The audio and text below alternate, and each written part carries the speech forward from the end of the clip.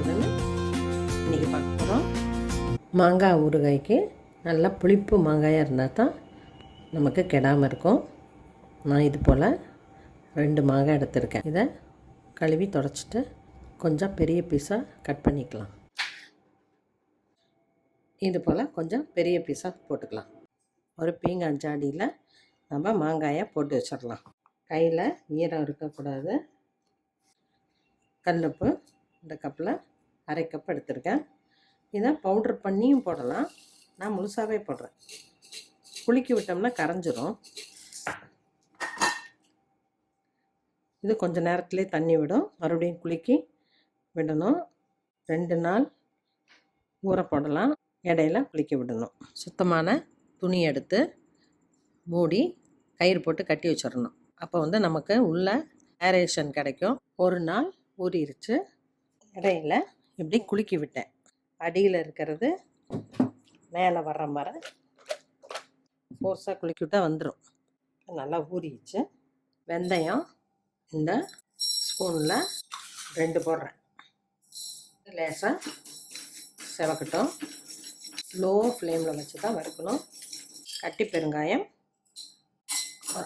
6-7 piece போட்டிருக்கேன். கட்டி பெருங்காயம் தான் மணமாக இருக்கும். இது அப்படியே ஃப்ரை ஆகட்டும். இப்போ கடைசியாக அதே கரண்டியில் கடுகு போட்டிருக்கேன். ரொம்ப வேண்டாம், அது ஒரு மணத்துக்காக. எல்லாமே ஒன்று சேர்ந்து பொரிஞ்சிடும். ரொம்ப கருவக்கூடாது. எடுத்துடலாம். ஸ்டவ் ஆஃப் பண்ணிடுறேன். கடுகும் பொரிஞ்சிருச்சு. நல்லா ஆற விட்டு சின்ன ஜாரில் ஃபைன் பவுடராக அரைச்சி வச்சுக்குவோம். ஊறின மாங்காயை தண்ணியோடு இதில் போட்டிருக்கேன். வெயிலில் மிளகாயை காய வச்சு மிக்சியிலேயே அரைச்ச மிளகாத்தூள் 1/2 கப். மிளகாத்தூளை மிக்சியில் அரைக்கிறப்ப மிஷினில் கொடுத்து அரைக்கிற மாதிரி ஃபைன் பவுடராக வராது. ஆனாலும் சில டிஷ்ஷஸுக்கு நாம் அப்படி போட்டால் தான் ருசி கொடுக்கும். கலக்கி விட்டாச்சு. இரும்பு கடாயில் நல்லெண்ணெய் அதே கப்பில் 1.5 ஊற்றிருக்கேன். நம்ம இதை மிக்சியில் அரைச்சிட்டு வந்துடுறோம். 1 கரண்டி கடுகு போடுறேன். இப்போ கடுகு பொரியுது. ஸ்டவ் ஆஃப் பண்ணிடுறேன். மிக்சியில் அரைச்சா பவுட்ரு போட்டுறேன்.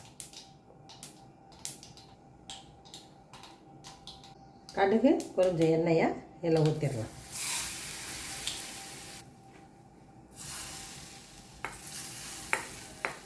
எல்லா பக்கமும் எண்ணெய் படுற மாதிரி கிளறி விட்டுறலாம்.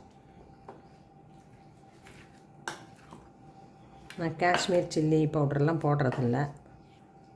ஃப்ரிட்ஜில் வச்சுட்டா 6 மாதம்னாலும் கெடாது. எண்ணெயும் ஓரளவு மிதக்குது, கெட்டு போகாது. தண்ணி படாமல் மட்டும் வச்சுக்கணும். ட்ரை ஸ்பூனாக வச்சு யூஸ் பண்ணணும். கண்ணாடி பாட்டிலில் ஸ்டோர் பண்ணிக்கலாம்.